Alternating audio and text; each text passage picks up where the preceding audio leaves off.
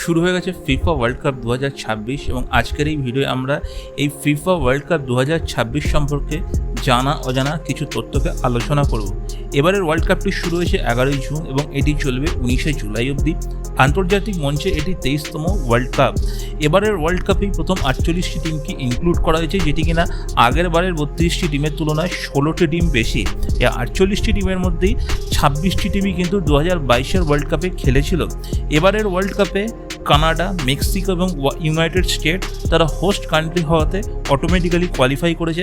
এছাড়াও Cape ভার্ডে, Curacao, Jordan এবং Uzbekistan তাদের ওয়ার্ল্ড কাপে প্রথম ডেবিউ করেছে। আর্জেন্টিনা এবারের ডিফেন্ডিং চ্যাম্পিয়ন, যারা কিনা 2022-এর ওয়ার্ল্ড কাপ জিতেছিল।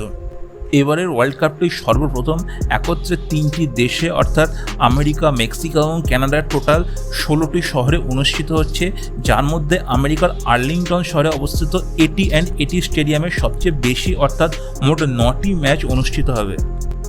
এছাড়াও 2026-এর ওয়ার্ল্ড কাপের প্রতিটি ম্যাচের প্রত্যেক হাফে একটি করে 3 মিনিটের ম্যান্ডেটরি হাইড্রেশন ব্রেককে ইন্ট্রোডিউস করা হয়েছে এবং এই ম্যান্ডেটরি হাইড্রেশন ব্রেকের সময় যারা টেলিভিশনে ব্রডকাস্টার হয় তারা কমার্শিয়াল অ্যাড দেখানোর জন্য পারমিশন তাদেরকে দেওয়া হয়েছে। এবারের ওয়ার্ল্ড কাপে বেশ কিছু নতুন নিয়মকে ইন্ট্রোডিউস করা হয়েছে, যেমন 10 সেকেন্ডের সাবস্টিটিউট, 5 সেকেন্ডের restart, medical treatment, video assistant referee অর্থাৎ VAR এর এক্সটেনশন, মুখ ঢাকার জন্য লাল কার্ড দেখানো ইত্যাদি।